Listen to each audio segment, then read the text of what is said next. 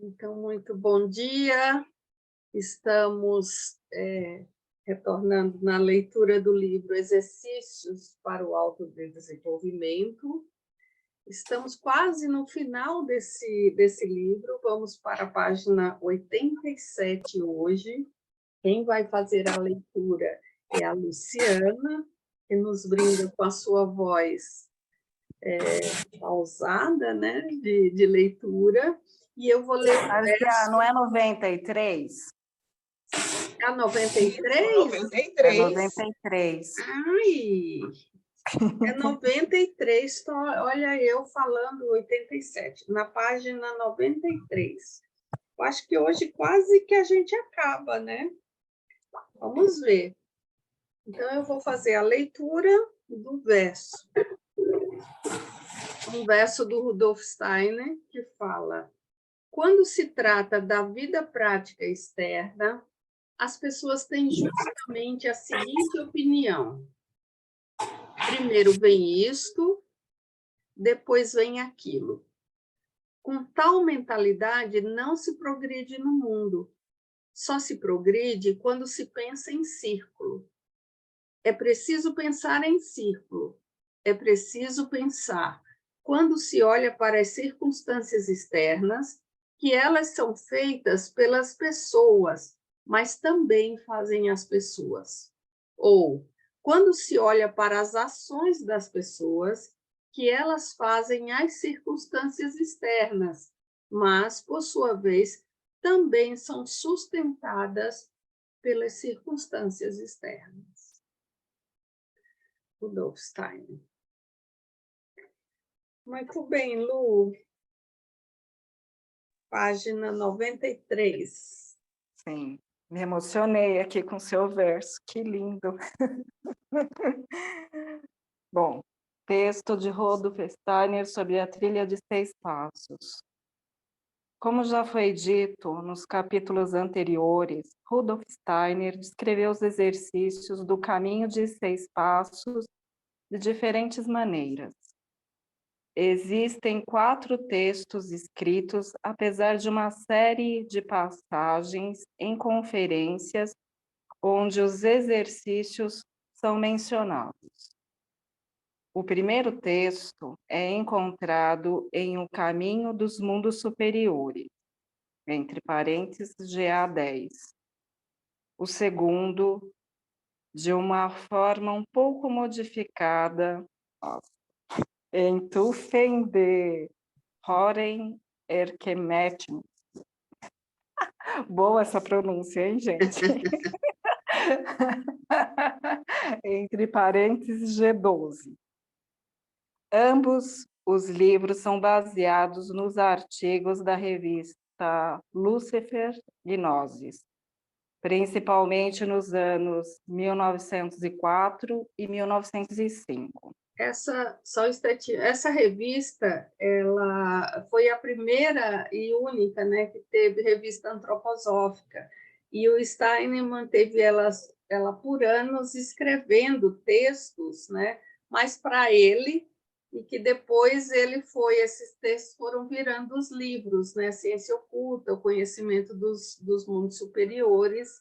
E ainda entre 1903 e 1908 foi o tempo que teve. Tem muitos artigos nessa revista, muitos deles ainda permanecem em inglês, não estão publicados. E são artigos básicos sobre antroposofia que eles escreveram.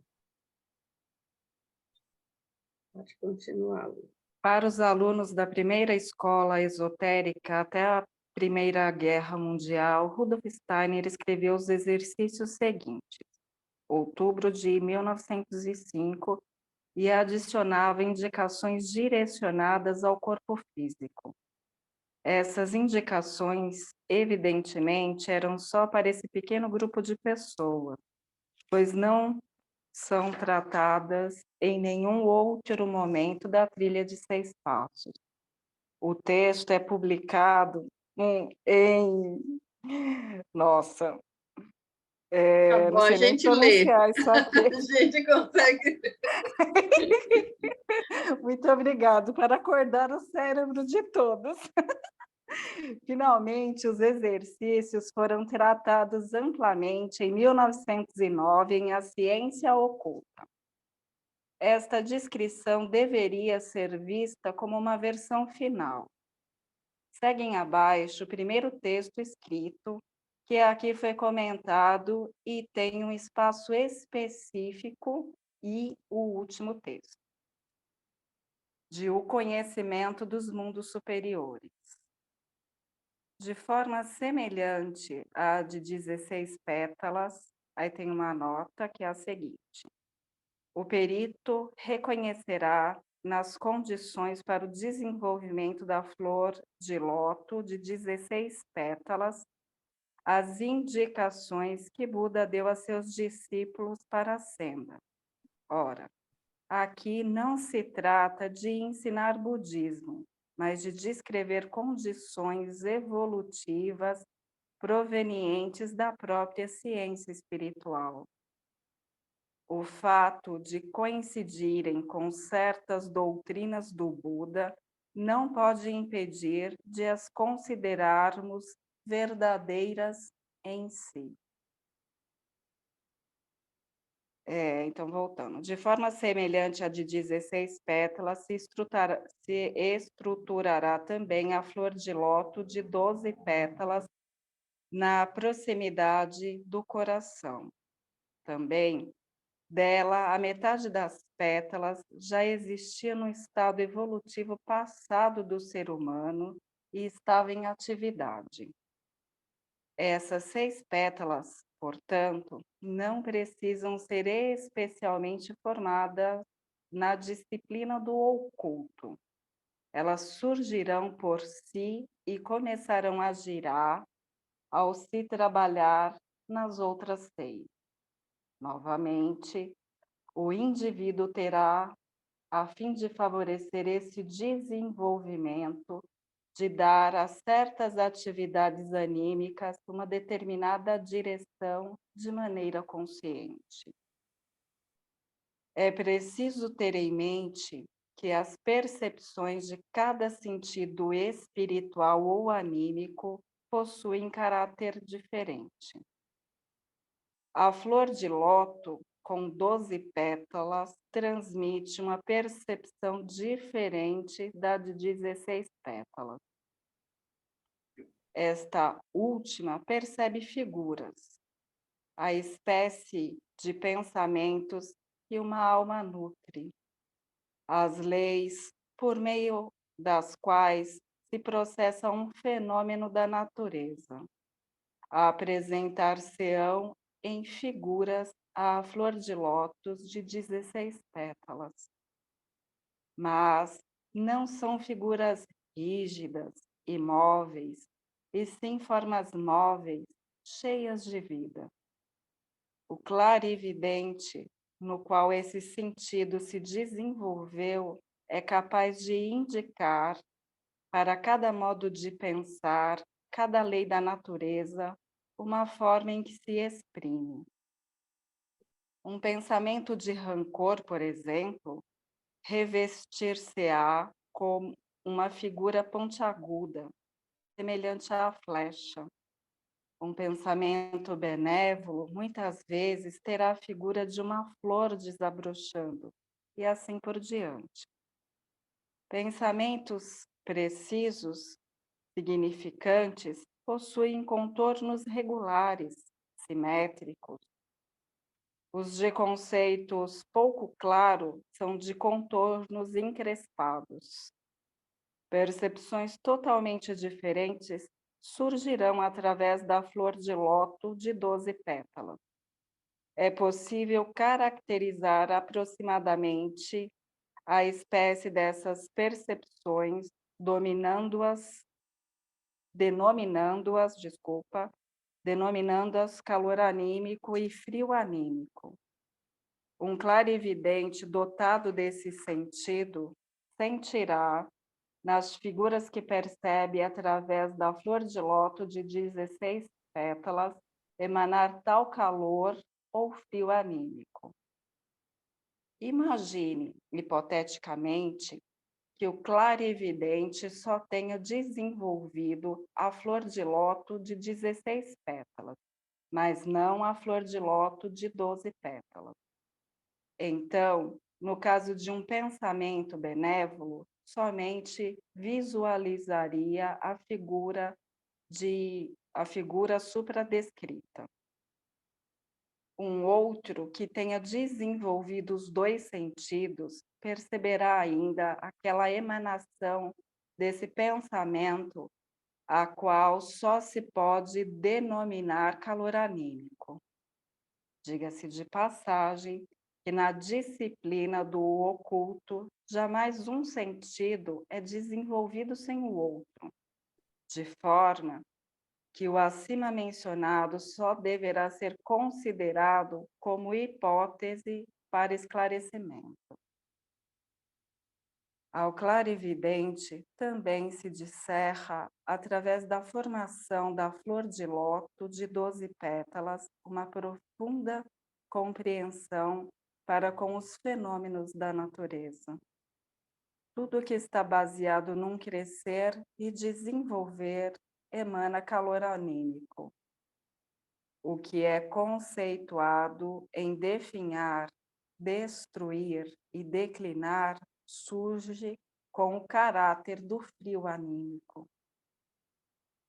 O desenvolvimento desse sentido será favorecido da seguinte forma: a primeira coisa que o discípulo terá de observar com relação a isso é a submissão a regras do curso de seus pensamentos, o assim chamado controle de pensamentos. Assim como a flor de lótus de 16 pétalas é desenvolvida por meio de verdadeiros e significantes pensamentos, a de 12 pétalas é por meio do domínio do curso do pensamento. Pensamentos não conectados, não ajuntados de maneira coerentes e lógica, mas puramente ao acaso, deterioram a forma dessa flor de lótus. Quanto mais um pensamento resultar do outro, quanto mais for evitado tudo que seja ilógico, tanto mais esse órgão sensorial receberá a forma que lhe corresponde. Se o discípulo ouvir pensamentos ilógicos, deverá imediatamente fazer a forma correta percorrer-lhe a cabeça. Não deverá retirar-se insensivelmente de um meio ambiente porventura ilógico, visando favorecer sua evolução. Também não deverá sentir o ímpeto de corrigir imediatamente tudo que seja ilógico em seu meio ambiente. Irá muito mais no silêncio do seu íntimo levar a um sentido lógico e coerente os pensamentos que sobre ele se precipitam vindos de fora, e se esforçará por manter esse sentido em todos os seus próprios pensamentos. O segundo ponto, consistente em levar idêntica lógica às suas ações, é o controle das ações, toda instabilidade e desarmonia no agir levarão a flor de lótus em questão a deteriorar-se. Se o discípulo fez algo, terá então de orientar sua ação subsequente de acordo para que esta siga a primeira de maneira lógica. Quem atua hoje numa orientação diferente da de ontem, jamais desenvolverá o sentido caracterizado. O terceiro, consiste na educação para a perseverança. O discípulo não permitirá que uma ou outra que uma ou outra influência o desvie de um objetivo que colocou para si, enquanto considerar esse objetivo correto. Obstáculo ser-lhe-ão um desafio para superar, e não motivos de impedimento. O quarto consiste na tolerância perante homens, outros seres e também fatos. O discípulo deverá reprimir toda a crítica supérflua frente à imperfeição, maldade e ruindade, e deverá muito mais tentar compreender tudo o que lhe cerca. Assim como o sol não nega sua luz ao ruim e ao mal, tampouco ele lhes negará seu compreensivo interesse. Ao se defrontar com uma adversidade qualquer, o discípulo não incorrerá em julgamentos depreciativos, mas suportará o necessário e tentará, dentro dos limites de suas forças, inverter o caso para o bem. Ele não só considerará outras opiniões a partir do seu ponto de vista, mas procurará imaginar-se na situação do outro. O quinto consiste na imparcialidade perante os aspectos da vida. Com respeito a isso, se fala também da fé ou confiança. O discípulo se defrontará com cada indivíduo, com cada ser, e se impregnará com essa confiança em suas ações. Jamais dirá a si mesmo, ao lhe ser relatado algo: não acredito, por contrariar a opinião que tive até agora. Ele deverá, ao invés, a cada momento, estar pronto a submeter sua opinião e seu parecer a um novo exame e retificá-la. Terá de manter-se sempre sensível a tudo que lhe vem de encontro, confiando na eficiência daquilo que empreender. Pusilanimidade e ceticismo serão banidos de seu ser. Se tiver um desígnio, ele também terá fé na força desse desígnio. Centenas de insucessos não lhe podem tirar essa fé. Trata-se daquela fé capaz de mover montanhas. O sexto consiste na aquisição de um certo equilíbrio da vida, equanimidade. O discípulo terá de esforçar-se por manter sua disposição uniforme, mesmo que seja atingido por dor ou por alegria. Terá de desacostumar-se de oscilar entre o sétimo céu do regozijo e as profundezas do desespero. A desgraça e o perigo encontrá-lo-ão tão preparado como a sorte e o progresso.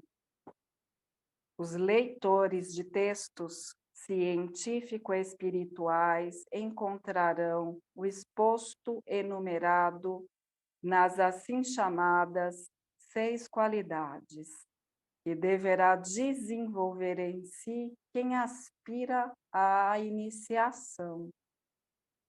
Aqui se pretende demonstrar sua associação com o sentido anímico denominado flor de lótus de 12 pétalas. Obrigada, Lu. Muito bem. Que chama a atenção, que fica para vocês dessa leitura?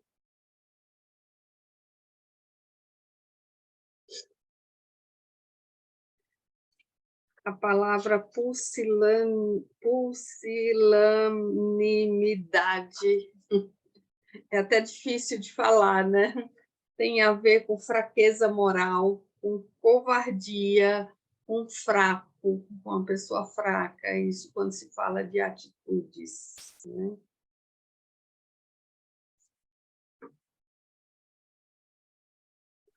Márcia, para mim, né? Lá no começo, quase começo, não, quando ele fala desses calores e do frio, o calor anímico e o frio anímico, né? E aí, com o desenrolar, ele começa a nos explicar, né? E aí eu grifei. Tudo que está baseado no crescer e desenvolver emana um calor anímico. E o que é conceituado em definhar e destruir e declinar surge com caráter de frio anímico, né? Então, esses dois polos, né? Porque eu nunca ouvi falar em frio anímico, né? Calor, sim, né? Calorzinho, sim. Mas o frio ele explica aqui. E mais no final, né? Quando ele fala dessa fé capaz de mover montanhas, né? Sim. É a confiança, né? A confiança.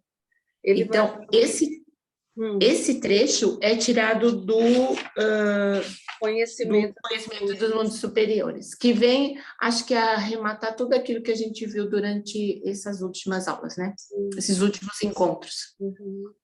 E aí ele vem trazendo como, ao desenvolver a flor de 16 pétalas, elas são diferentes, né? Cada uma vai trazer ao clarividente uma percepção diferente. Então, a de 16 pétalas, o clarividente é capaz de ver figuras, formas móveis e cheias de vida, como ele traz. E a de 16, a de 12 pétalas, que tem a ver com o coração, a outra de 16 aqui com a laringe, essa do coração é do calor anímico e do frio anímico. Por isso, essa percepção do calor e do frio, né? A gente tem isso, né, no coração. A pessoa tem um coração frio, às vezes as pessoas falam, né, nisso. Então, o clarividente ele vai tendo essa percepção através de figuras e formas. Um mau pensamento, o clarividente vê a forma, quando está desenvolvida, essa de 16 pétalas, vê a forma. Como ele diz aqui, né, os pensamentos têm contornos. Então, ele é capaz de ver esses contornos, se é um bom pensamento, se não é um bom pensamento. Mas, se ele não tiver com a 12 pétalas, né, desenvolvida, ele só consegue perceber as formas e não o calor ou frio anímico. Que mais?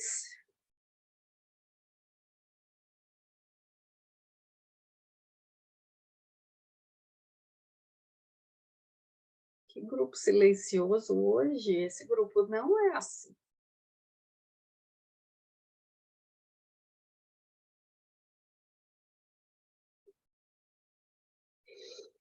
Então, estou fazendo o voto do silêncio. Então, né? Parece, né? Até você, voto do né, silêncio. Cecília? Pois é. Aí eu estou até sem câmera, que está tendo muita distração aqui, mas eu estou ouvindo com muito interesse. Uhum. E aí ele vai trazendo, então, essas... ela é desenvolvida, então, como é que é desenvolvida essa flor, né, de 16 pétalas? é desenvolvida através da verdade e de pensamentos que tenham significado. E a de 12 pétalas por meio desse domínio dos pensamentos. Aí ele começa a fazer um paralelo, né? Entre um jeito da 16 pétalas e da de 12 pétalas. Então, todas têm que ter se submeter a essas regras, né, desse pensamento, e aí ele volta novamente para aqueles mesmos exercícios, né? E como é que cada uma desenvolve. São diferentes a forma como cada uma desenvolve a partir daqueles mesmos exercícios. Márcia, só eu falar. Márcia, a cada um nos é dado uma flor de lótus ou a gente Todos desenvolve? nós já temos essas flores, só que metade delas estão dentro de nós, a outra metade a metade dela já nos é dado, né? Digamos assim, e a outra metade precisa ser desenvolvida. Quando a gente começa a desenvolver, elas ativam as que já tem em nós, quando a gente começa a desenvolver as outras. Cíntia. Bom dia para todos. Bom dia. Sobre esse quarto passo, né, que ele fala, que eu cheguei na metade hoje. No quarto ponto, quando ele fala, né, que a gente tem que suportar quando a gente tem uma adversidade e a gente suportar o quanto for, né, e tentar dentro do limite das forças inverter. Como que seria isso na prática, assim? Uma pessoa faz uma ação e entra o exercício da positividade. Lembra lá que diante de uma adversidade eu tenho que procurar o bem, o positivo. Ele está aqui repetindo o que pode acontecer com os exercícios. Ó. Então, nessa adversidade, eu tenho que suportar e tentar ver o bem. Se algo veio ao meu encontro, que naquele momento se constitui um mal, eu preciso olhar algo de bom, olhar o bem que aquilo pode trazer. Às vezes é difícil a gente estar imerso numa situação e enxergar o bem. Às vezes a gente só consegue enxergar quando a gente se descola um pouco, né, da situação. Quando passa um certo tempo, eu falo quando passa a tempestade, que o céu volta a ficar claro e brilhar, a gente consegue olhar muitas vezes o bem. Então, ter esse esforço. E aí ele diz, não incorrer em julgamentos depreciativos, e aí já reclamar, lamentar. Não tem pessoas que fazem isso o tempo inteiro, numa lamentação constante? E aí, nessa lamentação, ela não consegue desenvolver em si essas forças para ver o bem, porque eu só olho o negativo, eu só olho o mal. Então, para desenvolver essa tolerância, e dentro dessas duas pétalas, a gente tem que estar olhando isso. Aí volta para os exercícios, sempre ele está voltando. Em cada capítulo, ele traz uma qualidade, uma coisa que a gente pode ver. Você veja aqui, ó, quando ele fala na página 68, sobre a positividade, tomar uma experiência inicialmente vivenciada como negativa e visualizá-la como desafio para criar uma nova relação com o mundo. Ó, então, a partir da própria iniciativa, procura-se criar algo daquele obstáculo. Esse é o exercício do positivo. E aí é o que ele diz, trata aqui. Com isso, ele vai falando das qualidades que a gente vai adquirindo, nessas 6 qualidades que a gente vai adquirindo a cada exercício.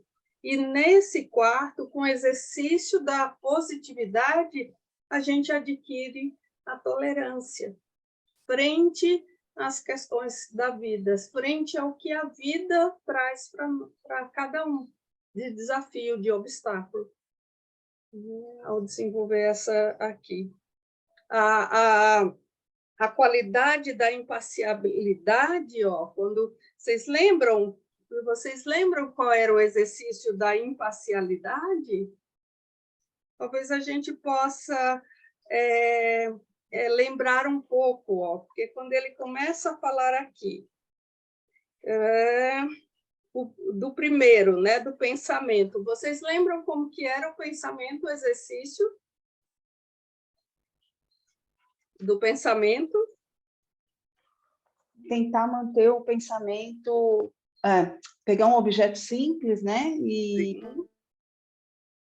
pensar tudo sobre ele durante um certo tempo, período curto. Então, manter um pensamento fixo, não fugir dele, né? Esse era o desafio. Então, quando faz isso, eu não posso manter essa lógica. E aí, no dia a dia, como é que eu vou trazendo esses pensamentos de forma lógica ou ilógica? Como que a gente faz isso no dia a dia? Quem tem um exemplo para dar sobre isso? Por exemplo, olha, quanto mais um pensamento resultar do outro, quanto mais foi evitado tudo que seja lógico, tanto mais esse órgão receberá a forma que ele corresponde. Muitas vezes a gente não pega um pensamento e a gente vai desenvolvendo ele, um vai puxando o outro, um vai puxando o outro, um vai puxando o outro, e aí, de repente, ele perde um encadeamento, não é assim? A gente pode olhar para a prática nossa quando olha isso. Quando é que eu desenvolvo pensamentos ilógicos? Quando é que eu vou me deixando dominar pelos pensamentos? Márcia, eu acho que isso, não sei se cabe, né? Mas assim, pode se aplicar um pouco sobre quando a gente ouve uma notícia de alguém, um fato, a fofoca, né? Uhum. Quando alguém fala assim, fulano caiu na escada do prédio. E aí, em vez da gente pensar, fulano caiu da escada, imaginar o fato, a gente já fica, nossa, ele estava correndo. Outro dia eu vi, né? Será que tem isso a ver com o que você está falando? Do tipo, a gente vai supondo coisas e vai imaginando e o negócio vai... Aí você está conversando com a pessoa e já nem está mais falando daquele fato que aconteceu, está falando no problema que essa pessoa, porque ela é assim mesmo, enfim, né? Seria isso esse... Sim. Esse e ele ilógico. se você tem alguma semelhança isso aqui quando vocês estão lendo com aqueles exercícios da semana, vocês observaram? Sim. Vamos olhar isso. Emília.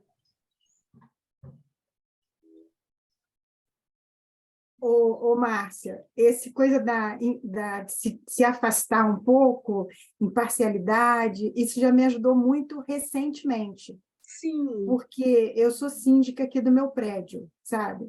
E tem um ex-síndico que ficou muito chateado de perder a eleição, não vamos entrar em detalhes, mas só que, bom, acabou que ele já me botou na justiça 3 vezes. Uau! Graças a Deus não teve coisa. Mas você sabe que eu fiquei muito chateada, lógico, né? A gente gasta dinheiro, tem aborrecimento, mas sabe que chegou num ponto que eu percebi a coisa boa de ter essa pessoa aqui. Porque eu sou uma pessoa muito confiante, assim, confiante que eu digo assim, eu confio muito nas pessoas. E, normalmente, eu faço as coisas sem prestar muito atenção nos procedimentos, confiando que tudo vai dar certo. E, a partir do momento que essa pessoa começou nessa coisa, chateação, ele chateado comigo, eu passei a me cobrir de todos os cuidados. Por exemplo, se eu for fazer uma obra, eu faço uma assembleia, eu faço encontros com as pessoas, eu passo mensagens. Aí, sabe, Márcia, no momento eu parei, pensei e falei assim, nossa, esse cara foi uma bênção para mim. Porque se ele não tivesse existido, eu continuaria fazendo as coisas dessa forma assim, cheia de confiança, que nada vai dar errado, e poderia abrir um monte de flancos para outras coisas.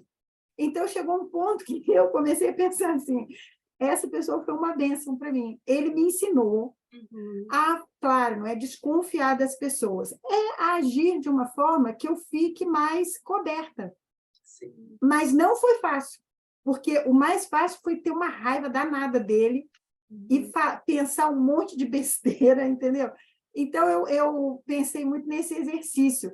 Falei assim, como que é bom quando chega uma hora que você se afasta um pouco e pensa assim, mas o que veio de bom disso? O que veio de bom é que eu me tornei uma pessoa mais cautelosa, sabe? Eu acho que pode ser um exemplo disso que a gente está falando. Um bom exemplo, Emília, que assim o que vem ao seu encontro, né? Que é essa situação, e quando você diz, no primeiro momento, a reação é raiva. É raiva. No primeiro momento, é por que ele está aparecendo nisso aqui, né? Então, aí eu acho que entra esses dois, o da positividade, né, nesse exercício que você trouxe, encontrar algo positivo nessa atitude que ele trouxe. O que ele vem trazendo para você com essa, instigando você, trazendo todo esse lado? Tem um lado que é dele, mas é como que você age e atua a partir disso, né? Do que vem ao seu encontro. Ele não vai mudar em nada, né? Ele não pode não ter havido nenhuma mudança da parte dele, mas ele promoveu uma mudança na sua atitude, na sua conduta. Exatamente, entendeu? Porque eu percebi coisas que eu agi de uma forma completamente desarmada e que ele usou aquilo na justiça contra mim. Claro, ele não conseguiu nada, mas aí eu pensei assim, nossa, eu nem deveria ter feito isso, tipo assim, responder e-mail, sabe? Aí perguntando coisas e eu respondendo, dando explicações assim bem pormenorizadas. Hoje eu já aprendi, eu não faço mais isso. Se vem com aqueles e-mails enormes e coisa, eu falo assim, ok, bom. Sabe? Quando a gente fala da raiva, isso traz calor ou frio? A raiva. Muito calor. Não, eu digo assim, mas se a gente falar do calor anímico, daquilo que traz quentinho para o coração, como diz o não é bom, não é bom. Ele traz mais frio, ele esfria, né? Esse lugar. Então, até porque, Márcia, eu acredito muito que a raiva, normalmente, é para disfarçar o medo. Aí, quando você fica com raiva, porque é muito mais fácil você ficar com raiva que dizer que está com medo. Sim. Aí, quando você está com raiva, eu pelo menos faço isso, eu falo assim, eu estou com raiva por quê? O que eu tenho medo que eu estou precisando disfarçar com raiva? Sim. Aí fica mais claro, né? Muito bom, Emília. Muito bom, obrigada. Posso falar? Cida, sim. Então, Emília, né? Emília que falou, né? Isso. Então, eu tive também uma personal trainer quando eu fui diretora de creche. Era uma advogada, sabe, que era sempre antagônica. Tudo que eu fazia, procurava pelo em ovo nos meus processos, nas minhas prestações. Então, e ela dizia o seguinte, o que não está nos autos não está no mundo. Essa frase eu nunca esqueci. Então, cada vez que eu tinha que tomar alguma atitude na creche, fazer alguma coisa, modificar alguma coisa, eu fazia muitos relatórios para respaldar tudo que estava sendo feito. Então, eu sempre tomei essa precaução de escrever tudo, sabe? Porque lá em funcionalismo público tudo é relatório, né? Então, as prestações de contas e o embasamento teórico das coisas. Por quê? Por causa dessa frase dela, sabe? O que não está nos autos não está no mundo. Então, na verdade, ela me ensinou, né? Ela foi uma personal trainer assim, que me fortaleceu, né? Para eu tomar precauções né? Para não ser pega em processos nem nada.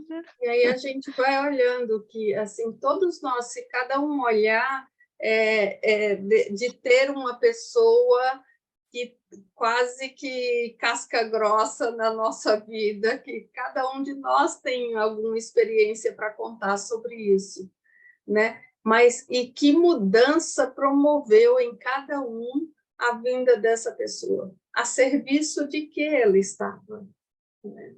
Para o seu desenvolvimento. Muitas vezes a gente não tem consciência, e o grande desafio é a gente ter consciência desses exercícios, porque a gente pode até ter agido como você, Emília, agora já com a consciência dos exercícios, falando assim, aqui foi a positividade, a imparcialidade, né? Desse afastamento para desenvolver essa confiança de que se veio, né, tá ali olhando, eu digo sim a isso que veio, o que eu vou fazer com isso, né? Então, eu percebo que quanto mais a gente tem consciência disso, mais a gente consegue atuar na vida de forma mais equilibrada, né? Se não tem, a gente facilmente é tomado por pensamentos ilógicos, ações impetuosas, sem essa reflexão, é dominado por sentimentos, ou seja, eu também fico cheia de raiva, de rancores, dominado pelos sentimentos. E o que ele está trazendo é como é que a gente vai desenvolvendo isso, e ele traz aqui, ó, na disciplina do oculto, jamais um sentido é desenvolvido sem o outro. Então, você vai desenvolvendo um e o outro, né, vai sendo acompanhado. Como eu li aquela frase no início, em círculo, né?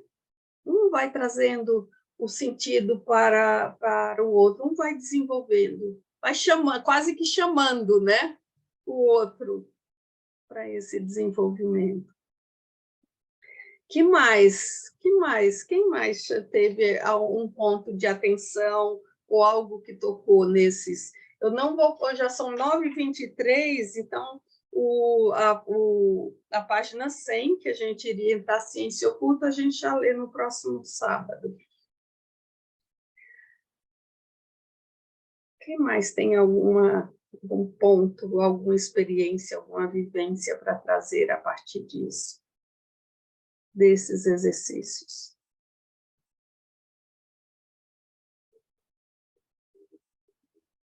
A Rosa se apresentou na semana passada, Cris? Não, né? Que a Rosa chegou... Para o grupo, não. Ela se apresentou, acho que um pouco antes, não é, Rosa? Tinham poucas pessoas, acho. Tá, então eu acho que a gente pode... eu deveria ter feito isso no início, Rosa, mas eu não sabia se, como eu faltei no sábado passado, eu não sabia se tinha sido ou não. Você quer falar um pouquinho e como é que você, chegando agora quase no fim, né, desse livro, está sem microfone?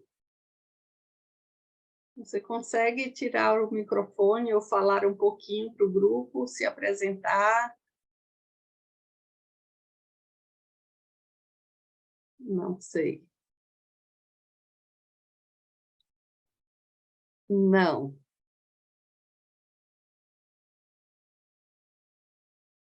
E é dentro do aplicativo. Ela está achando que é alguma coisa no note dela. Ah, tá bom. Entendeu? Eu Tá. acho que ela não percebeu. Tá bom. Uhum. Ok. Então, no próximo sábado, a gente abre um espaço antes de começar o grupo, porque a Rosa entrou, né, nesse... eu divulguei esse... Consegui. Ela conseguiu. Ah, tá bom, ótimo, Rosa. Que bom. Às vezes, é que nem carro automático, você vai pegar um manual, você não consegue. No sábado passado, eu expliquei que você que me convidou, Márcia, Isso. E aí, e que eu não tenho o livro, mas que eu estou aqui como ouvinte. Tanto que o que mais me chamou a atenção nesse texto de hoje foi clarividência. Mas eu acho super interessante esses exercícios, eu sou super observadora e fico tentando unir tudo, né, que a gente conhece e tal, com o que Steiner escreveu. Eu acho que esses livros do Steiner, eu acho interessante essa observação que você disse no início, que ele ia escrevendo para ele, né, como tantas pessoas que adorariam ter pseudônimos, né? Eu adoraria ter um pseudônimo, escrever sem ter que personalizar, sabe? Escrever, escrever, escrever, que é o que eu mais sei fazer, e deixar guardado para mim é o que normalmente eu faço. Então, eu não tenho o hábito de ler livros junto com outras pessoas assim, o que faz dessa experiência única para mim, que eu acho que é isso que eu busco, né? São essas experiências humanas assim fortes e sempre levo muito delas, né? Você vê que sempre vi tantos livros do Steiner está na minha vida, médico antroposófico, vida antroposófica, tudo antroposófico, né, por escolhas. E aí, de repente, uma frase que eu nunca tinha escutado. Eu não sabia que ele era tipo como o Fernando Pessoa, que tinha pseudônimos ou que guardava os textos e que eles vieram à tona depois.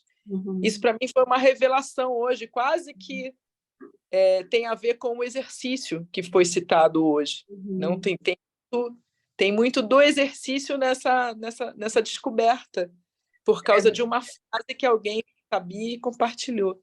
Então, eu agradeço estar aqui, é muito interessante, e estou tentando entender um pouco mais, porque, como eu disse, não tenho essa experiência online de ler livros. Tem sido que é necessário mais foco, né? Abre mais pétalas, né? Eu acho que vai abrindo mais pétalas também. Tem sido muito rico, né? Essas experiências em grupo, o grupo pode estar comentando e falando. A gente já é o 4º livro, Cris, que a gente lê. Eu nem lembro quantos que a gente, do sábado, já começou a ler. Leu vários livros. Acho que 4 ou 5, sim. 4 ou 5 livros. E aí, a característica desse grupo do sábado é ler, fazer leituras de coisas práticas do que o Steiner traz. Então, a leitura anterior, que estão todas gravadas, é O Amor e Seu Significado no Mundo, Nervosismo e Autoajuda. Então, são palestras que o Steiner traz e como é colocar na prática a antroposofia, os conceitos da antroposofia. E este livro é baseado nessa trilha de 6 passos que tem no conhecimento dos mundos superiores. Só que aqui a leitura dele é muito mais gostosa. Vocês não acharam isso? Muito mais gostosa de ler? Falando sobre o pensamento, o controle do pensamento, o controle do sentimento, o controle da vontade, a positividade, essa imparcialidade. Talvez você possa pegar algumas das palestras que estão gravadas para você ter um pouco essa noção, né, do livro. Então, é tão rico no dia a dia estes exercícios, quando a gente coloca em prática, né? Então, ele fala do sentimento, não ser sentimentos, mas ter sentimentos.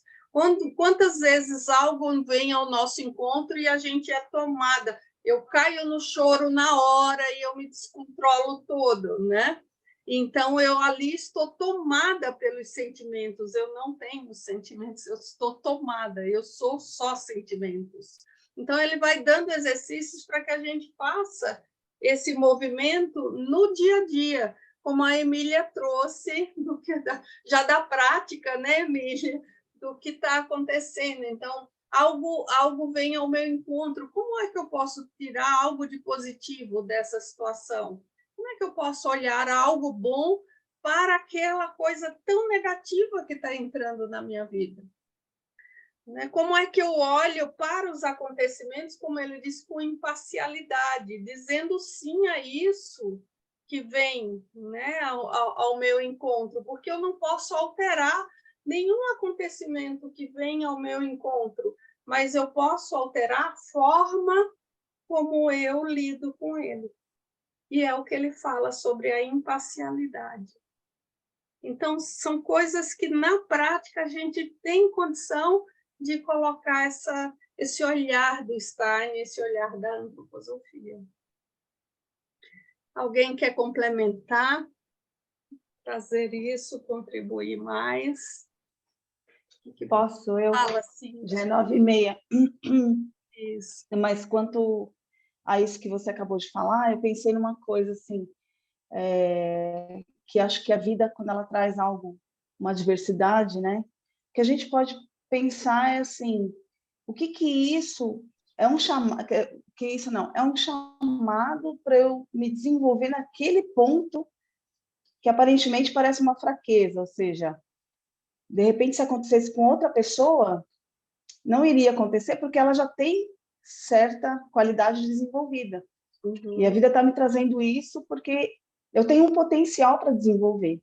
Então, se você não vai por bem, a vida vem e traz, né? E aí, não sei, eu sei que é difícil, mas de repente pegar esse gancho, né? E falar, puxa, então tá, vamos lá, né?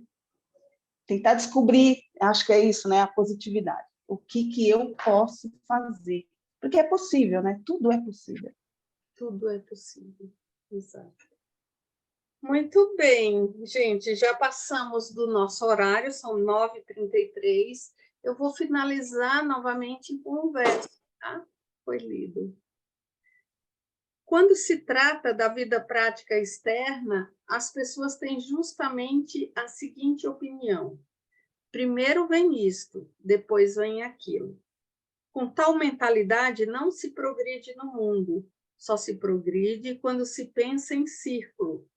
É preciso pensar em círculo, é preciso pensar quando se olha para as circunstâncias externas, que elas são feitas pelas pessoas, mas também fazem as pessoas.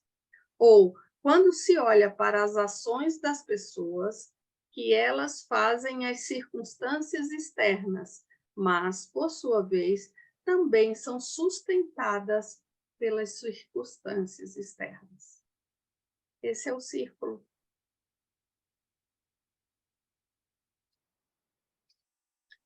Bom sábado para todos. Bom São João. Muito obrigada.